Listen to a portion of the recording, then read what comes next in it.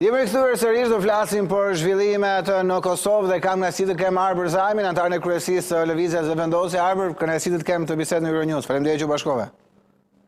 Faleminderit për ftesën. Arber, dikush mendon që ky është një skenar i, le të themi, menduar. Më parë nuk ishte papritur situata ku jemi, por nga ana tjetër lëvizja e Lëvizjes Zëvendosje për të çuar në gjykat kushtetuese tregon që ishte papritur. Tani më thuaj pak, cilë qëndron? E papritur apo diçka e planifikuar?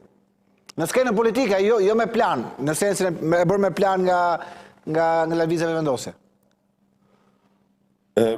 Ka qenë papritur nga ne dhe realisht e papritur nga opinioni gjerë publik që presidentja të shpërndaj parlamentin në një mënyrë që nuk e parashikon Kushtetuta e Kosovës dhe nuk është pjesë e fuqive të presidentes. Pra kjo patjetër që ka qenë papritur dhe nëse gjykata kushtetuese na jep të drejtë, atëherë del që ka pas një tentativë për një farë mënyrë të cënim të rënd të rendit kushtetues në Kosovë. Sepse Kosova është republikë parlamentare, si shumë republika tjera në Europë, dhe parlamenti është pushteti që rrjedh nga populli, legislativi nga i cili pastaj rrjedhin të gjithë pushtetet e tjera përfshi dhe presidenti. Dhe mënyrat se si presidenti apo mundësitë që presidenti apo presidentja ka për ta shpërndarë parlamentin janë të kufizuara qartë dhe në këtë rast ne nuk patëm asnjë nga ato raste. Pra ose kur për 60 ditë nuk mund të pas mandatimit kryeministrit, për 60 ditë nuk zgjidhet dot kryeministri është një mundësi. Një mundësi tjetër është nëse 2/3 e deputetëve kërkojnë shpërndarjen, votojnë për shpërndarjen e kuvendit, dhe mundësia tretë, dhe këto janë 3 mundësitë e vetme që ka presidenti për shpërndarjen e parlamentit, është nëse ka votim mosbesimi të qeverisë. Ne nuk i patëm këto të treja.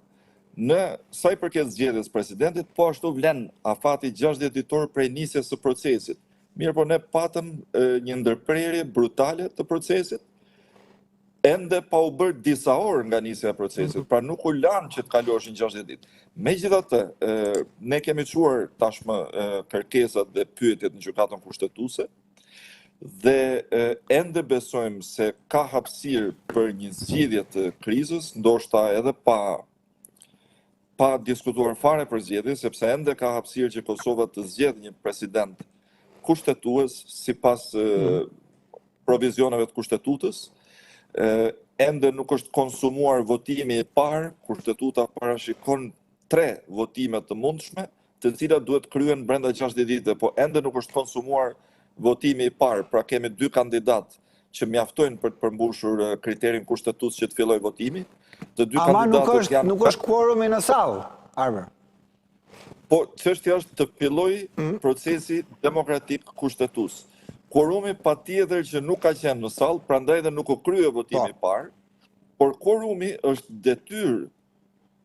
detyrë e deputetëve. Nuk mund ta realizojë kvorumin një subjekt politik, por është detyrë e deputetëve. Ne kemi pasur në vitin e kaluar vendimet të kushtetueses që kanë bërë të qartë që obligimi i deputetit për të marrë pjesë në seanca është po ashtu obligim kushtetues. Dhe ne mendojmë që do ta shohim sërish këtë logjik të funksionojnë në përgjigjen e gjykatës kushtetuese. Pra Kosova ka një kushtetutë e cila mund të duket shpesh e komplikuar dhe shpesh bllokuese sepse është ndërtuar e tillë kushtet kur kërkojë një kompromis për shkuar te pavarësia e Kosovës. Megjithatë, kjo kushtetutë duhet respektuar dhe megjithatë mënyrat se si ndrohet kjo kushtetutë, sepse patjetër që ne kemi përkrahur kur zonja Osmani çoi në kuvend kërkesën për amendamentet për asgjë nga populli, po duhen edhe minoritetet, edhe pakica serbe, kështu që edhe aty ka mekanizma kushtetues se si ndryshohet kushtetuta. Nuk mund të ndryshohet kushtetuta në mënyrë antikushtetuese. Pra edhe amendimet e ndryshimit të kushtetutës kanë mekanizmat e veta që në kësaj radhe nuk i kemi parë të funksionojnë dhe të zbatohen. Kjo do më shumë kohë, do më shumë punë politike për të shkuar deri te amendimet. Nuk mund të bëhen gjërat me surpriza brenda natës, me vendime emocionale. e tjera. Tani, Arber, dikush, jo dikush, po besoj të ke dëgjuar më shumë zëra në Kosovë, se ne në Shqipëri të paktën jemi më neutral me kritikat, me ato që bëhet në Kosovë, po shumë zëra në Kosovë thonë, okej, Albin Kurti nuk i kishe numrat e parapunës për të bërë quorumin 80. Dhe kjo dijeshe që kur doli rezultati dhe vetë Kurti e tha në konferencën për shtyp të së premtes. Mos gaboj, kur tha do bëjmë prap zgjedhje dhe rezultati do jetë prap njësoj, prap plus minus, por askush asin forës nuk i bëndo 80. Po citoj Kurtin sakt, nëse gaboj më korrigjo.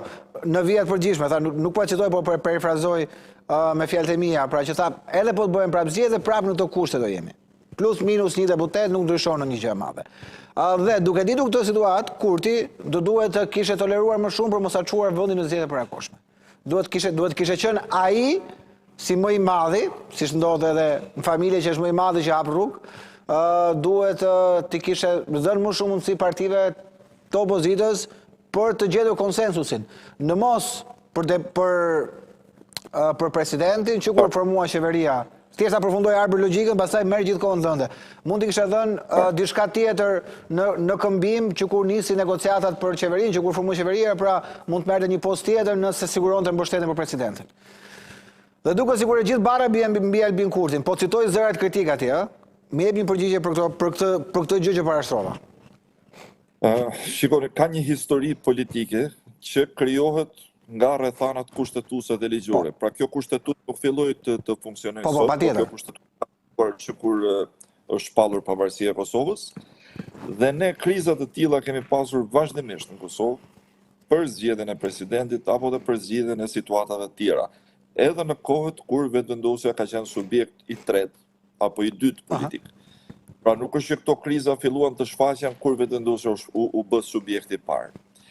Ne në Kosovë krizat e tilla përpara kemi parë që janë tejkaluar përmes ndërhyrjeve të ambasadës amerikane. Të tipit Deus ex machina nga ambasada amerikane. Këtë herë se kemi, po. Disa raste edhe nga Bashkimi Evropian. Mirë, po nuk është më kjo dhe është mirë që nuk është kjo. Sepse partnerët e Kosovës, jo se kanë humbur interesin për Kosovën, po duhet të shohin Kosovën. Arber ndjes, kanë humbur, ndjes, të korrigjoj këtu, kanë humbur interesin për pjesën tjetër të botës, Amerika. Edhe në Shqipëri është e njëjta gjë, edhe kudo kanë hallet e tjera nuk interesojnë më ne, për momentin. Në këtë aspekt, kemi opinione të ndryshme. Okej. Ne kemi parë diplomatët amerikanë të jenë aktiv edhe në atë ditën kritike që filloi procesi për zgjedhjen e presidentit. Por që duhet të them është që nuk ka më presione të tipit ultimatum. Kjo nuk është që filloj sot, po ka disa vite që ka filluar. Pse ndodh kjo, unë mendoj sepse midis partnerësh nuk shkojnë ultimatumet, duhet të gjitha palët sillen si të rritur. Tani të kalojmë të vetëvendosja të pyetja juaj. Zoti Kurti i ka pasur përpara një numër të limituar veprimesh. Natyrisht, secili dëshiron të ketë një numër të pa kufishëm veprimesh, dhe t'i plotësojnë dëshirat. Mirë, po kjo nuk ndodh në botën reale. Një nga veprimet e mundshme ka qenë të takojë me opozitën dhe të diskutonin për emra që mund vinin edhe nga opozita, mund vinin edhe nga jashtë partive, mund të ishin konsensual, të diskutojë për emra që kërkonin mbështetje dhe mund të merrnin mbështetje shumë partijake. Kanë qenë disa takime, 3 me kryetarin e LDK-s dhe 2 me kryetarin e PDK-s. Pse me këta të 2 kryetarët? Sepse këta të 2 përfaqësojnë forca signifikative në kuvendin e Kosovës. Që mund të arrihet 80-shë. Që mendimet e tyre mund të arrihet 80-shë. Shumë e thjeshtë. Nuk kemi patur nga ta propozim emrash. Zoti Kurti pastaj ka testuar, po themi, në bisedë, a kanë pasur ata pajtueshmëri me emra të saktuar? Është përmendur edhe emri i zonjës Osmani, edhe emra të tjerë, nuk ka pasur pajtueshmëri për votim. Sipas analizës pak të ndjes, është përmendur edhe Andin Hoti, që në shkurt, emri, po. Edhe madje edhe nga PDK-ja disa prej deputetëve e kanë mbështetur, le të themi nuk janë shprehur kundra atij emri, flas jo publikisht, Shikoni, neve kemi pasur takimin me liderët. Liderët kanë thënë që nuk kanë mbështetje dhe nuk kanë votë për emrat. Deklarimet politike pastaj mund të kenë qenë ambige dhe të ndryshme, mirë, po ne kemi pas bisedat me liderët. Dhe këto nuk janë përgënjeshtruar nga liderët e partive, pra nuk po them diçka kontroversiale. analiza ime si antari kryesisë vetëvendosjes është kjo, me njëherë pas zgjedhjeve dhjetorit, dy partit, e dyta dhe e treta, PDK-ja dhe LDK-ja, kanë filluar ta shohin çështjen e zgjedhjes së presidentit si një mundësi për të rrëzuar rezultatin e zgjedhjeve 28 dhjetorit. Pra ato kanë filluar të kenë interes te rrëzimi i zgjedhjeve dhe te zgjedhjet e reja. Në momentin që interesi i tyre është ky, zoti Kurti nuk ka më ç'të bëjë në këtë rast. Zoti Kurti ka ofruar praktikisht që ata ta propozojnë dhe zoti Kurti ta mbështesë një emër të tyre, më shumë se kaq nuk ka ç'të bëjë. Sa i përket çështjeve se a do të mund të zgjidhej, ende ka mundësi të zgjidhet. Pra ende mund të vi për shembull zoti Abdigjiku dhe të thotë ne duam mbështesim zonjën Osmani fjala vjen. Dhe ende ka shanse që zonja Osmani të bëhet pra presidente. Apo mund të vi zoti Hamza dhe të thotë jo, thotë ne duam mbështesim fjala vjen zotin Samil Ushtaku. Po. Dhe ne do ta konsiderojmë këtë punë sepse natyrisht që jo çdo kandidaturë do të merrte mbështetje, sepse janë edhe kritere që duhet plotësohen. Qofshin ato kritere të natyrës, të drejtësisë e tjera, po, por edhe politikë tjetër. Megjithatë, lëvizja vetëvendosje është e hapur t'i dëgjojë emrat e tyre. Ne nuk kemi dëgjuar asnjë emër prej tyre. Dhe ne kemi premtuar parimisht pozitivitetin për t'i mbështetur se jemi të interesuar për ta zgjidhur këtë krizë. Unë nuk shoh që të ketë interes të tillë sepse ata kanë interes për përsëritjen e zgjedhjeve. Atyre nuk u pëlqen ky rezultat. Por një gjë tjetër që duhet shtuar. Edhe nëse përsëriten zgjedhjet, tash po hapen disa variante, po supozojmë që përsëriten zgjedhjet. Çfarë do të kemi është një rikthim në vitin 2025 në rastin më të mirë për opozitën dhe më të keqin për vetëvendosjen. Pra do të kemi rikthim vitin 2025, vetëvendosja do të jetë sërish parti e parë, ndoshta jo me 51%, po do jetë me 47%, 48%, dhe sërish situata do të jetë e bllokuar si në vitin 2025. Pra, çfarë hap kjo për opozitën unë nuk e shoh, përveç se shkakton një cikël zgjedhjesh, cilat janë jo produktive për krijimin e institucioneve. Arber, mund të jetë kjo që është një leksion që qytetarët mund të japin partive politike, them unë, më korrigjo pastaj, që urdhon, ne po japim kaq, askujt nuk do japim shumicën absolute, sepse ju duhet të uleni me njëri tjetrin dhe gjeni gjuhën tuaj. Pra mund të jetë ky një ndëshkim për politikën, ë? Se besoj, më besoj edhe mua, edhe unë që i shoh 5 zgjedhje në një vit e gjys, është shumë valla. Domethënë lodhe njerëz. Kanë qenë pa nevojshme, edhe një herë për përsëritje. Qytetarët po japin leksion politik. Pra qytetarët e votuan vetëvendosjen në fillim vitit 2025. I dhanë një numër të caktuar, një përqindje të caktuar votash. Nuk ishte shumica dërmuese, po ishte shumicë decisive. Partitë opozitare nuk e pranuan këtë votim të qytetarëve dhe thanë jo prap zgjedhje. Qytetarët votuan edhe më shumë lëvizjen vetëvendosje, votuan 51.1%. Është rezultat ka qenë ndonjëherë në zgjedhjet e Kosovës. Pra qytetarët po thonë ne nuk duam që vetëvendosja të jetë kaq e madhe, po na detyroni. Pra po japin këtë ligjërat për të zhbllokuar. Unë mendoj që nuk ka nevojë vetëvendosja të shihet si një maratonomak që duhet marrë 81% dhe duhet marrë 100% e kështu me radhë. Jo, opozita thjesht duhet marrë leksionin që japin qytetarët dhe të kuptojë që në këtë moment qytetarët po vlerësojnë lëvizjen vetëvendosje si subjekt që mund të jap kahje dhe zgjidhje disa proceseve, ndërkohë ato duhet fillojnë të punojnë me veten, sepse në demokraci, nëse nuk fiton vota, nuk mundesh ta imponosh vullnetin tënd. Pra këtë po shohim edhe në vende të tjera të botës. Nuk vlerësohet vullneti i imponuar me metoda jo demokratike. Dhe këtë nuk duam ta shohim Kosovë. Pra Kosovë ne kemi kuvendin që ka dalë nga 51%. Hajde po shkojmë prapë në zgjedhje, del një kuvend ku vetëvendosja është e para. Arber, kam një pyetje, ndjesën në pres. Kam një pyetje, majmë skenarin që do mbahen zgjedhjet. Do mbahen zgjedhjet për 45 ditë, që në 5 ditë janë disa skenarë të mundshëm në varësi të gjykatës kushtetuese. Majmë skenarin që përsëritën zgjedhjet, lëvizja vetëvendosje merr pak a shumë një rezultat, plus minus.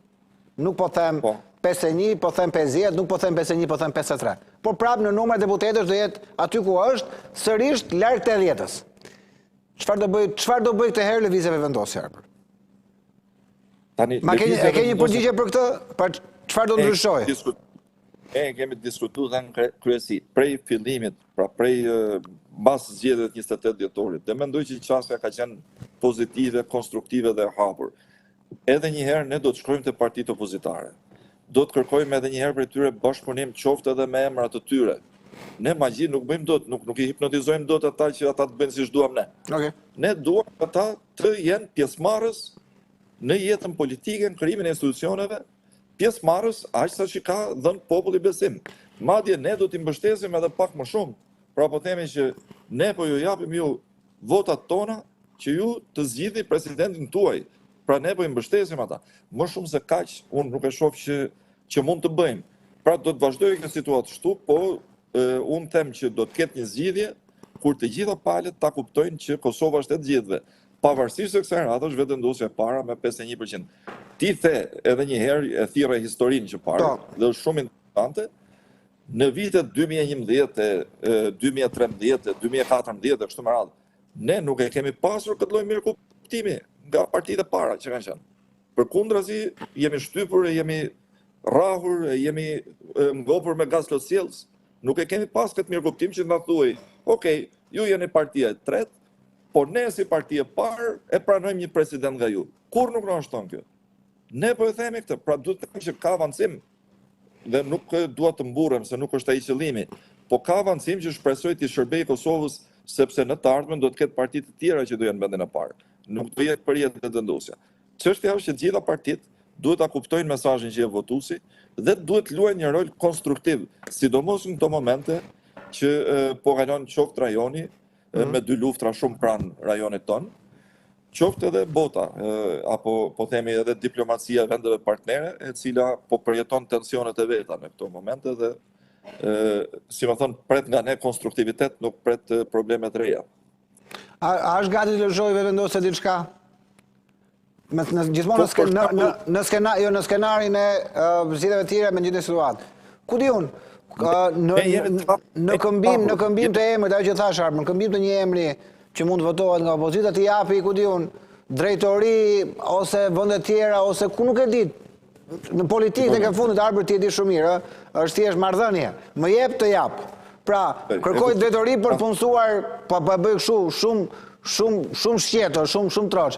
Më duhet drejtori për punësuar njerëz të mi. X drejtori, më duhet kjo ministri, kjo gjë. Ne nuk ta shton kjo. Okej. Ne nuk ta shton. Shikoni, nëse do të vinin dhe do kërkonin sektor të caktuar, apo po themi dikastere, ministri kështu me radhë. Çfarë do ndodhë është do ta konsideronim, do ta diskutonim, pra ne jemi të hapur të dëgjojmë propozime. Por asgjë nuk ka ardhur. As i fjalë nuk është as për këtë. Nuk është kërkuar kjo. Pra do të them që qeveria është krijuar para një muaji, nuk është kërkuar kjo.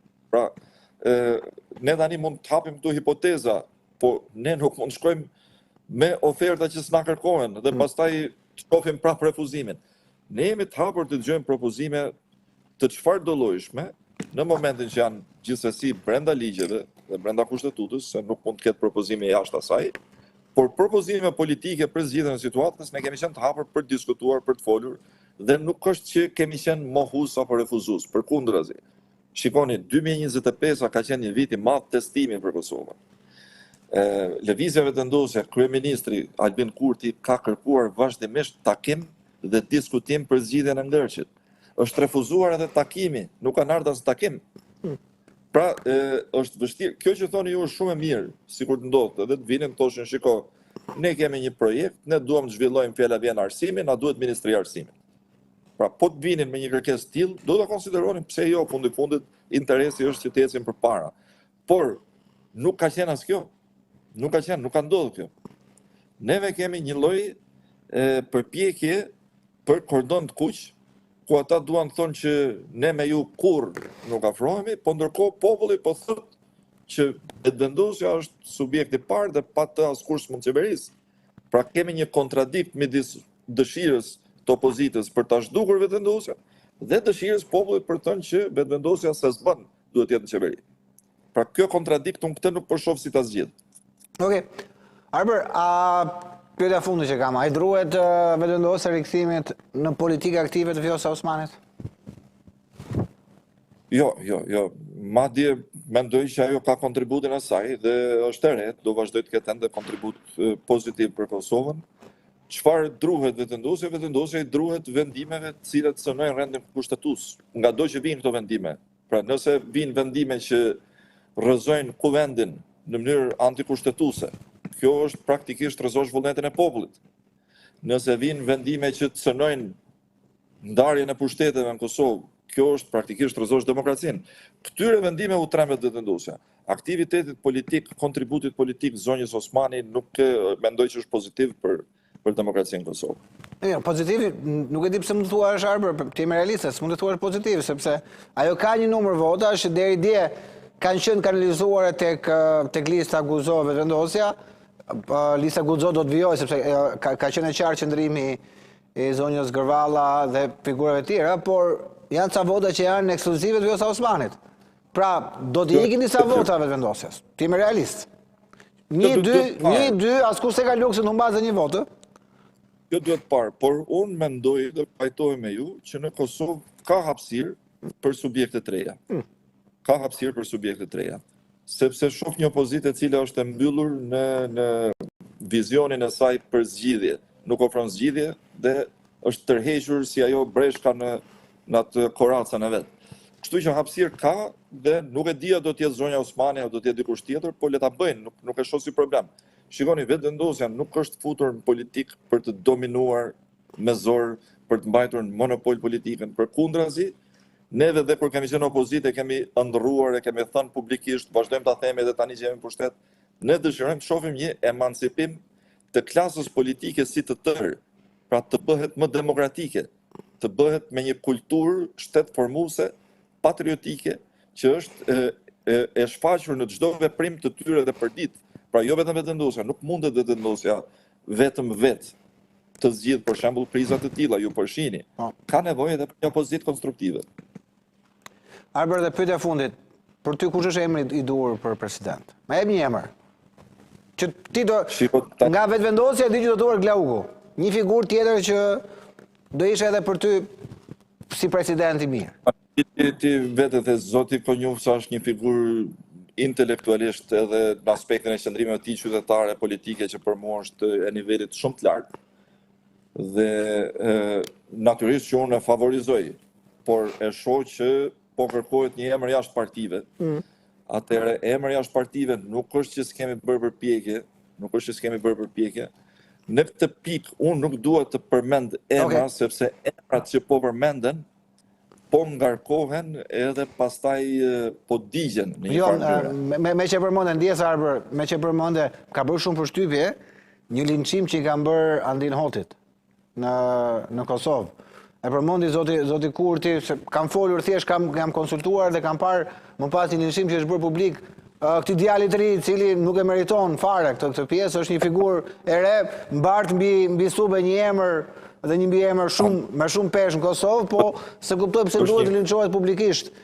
Kushdo që i përmendet emrin president. Është një zotëri i cili ka kontribut pozitiv në politikën e Kosovës, ka kontribuar për vite me radhë në Partinë Demokratike të Kosovës, në PDP ku ka qenë deputet, tani është ministër i qeverisë vetëvendosjes.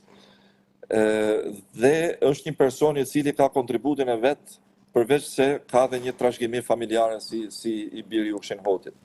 Unë këto, le të themi, përfoljet në rrjetet sociale apo diku tjetër edhe nuk i ndjek shumë, nuk i përcjell shumë. Ne jemi një popull shpeshherë emocional dhe reagojmë pak më ashpër se ç'duhet. Mirë po, unë du të them që marrin ngarkesë politike kur po përmenden emrat, sepse po ndodh një mediatik dhe pastaj po bëhen emrat të pasgjedhshëm pikërisht për shkak të kësaj ngarkese. Mbase tani do ti e ke një emër Arber. Që nuk po e thua, po që jo, përveç zotit Konjufsa e ke në mendje edhe një emër jo politik. Po, janë disa versione, janë gra dhe burra, zonja dhe zotërinë të Kosovës që kanë kontribut akademik, kanë kontribut historik për Kosovën, patriotik, dhe që do të mund të ishin të pranueshëm nga një numër edhe i partive opozitare. Mirë po, edhe njerë po them, më e mira është që kjo çështje të zgjidhet në takimet mes liderëve. Dhe ky propozim është më e mira të vijë nga vetë opozita, sepse siç po e shohim, sa herë po propozon vetëvendosja, po has në një lloj arrogance që jo këto nuk pranohen. Po mirë atëherë propozoni ju dhe ne i votojmë, nuk ka problem. Pra, du të them që është më e mira është vi prej tyre. Arber, shumë faleminderit. Gjithmonë kënaqësi të bisedoj me ty, të uroj një javë të mbar, dhe jetë javë intensive, kjo padyshim, siç ka qenë gjithë kjo periudhë në Kosovë, që urojnë përfundoj sa më shpejt ky ngërsh. Përshëndes dhe gjithmonë mirëpritur në Euronews. Kalofsh mirë. Ndërkohë, kalojmë ndërprerje të shkurtër publicitare dhe rikthehemi sërish.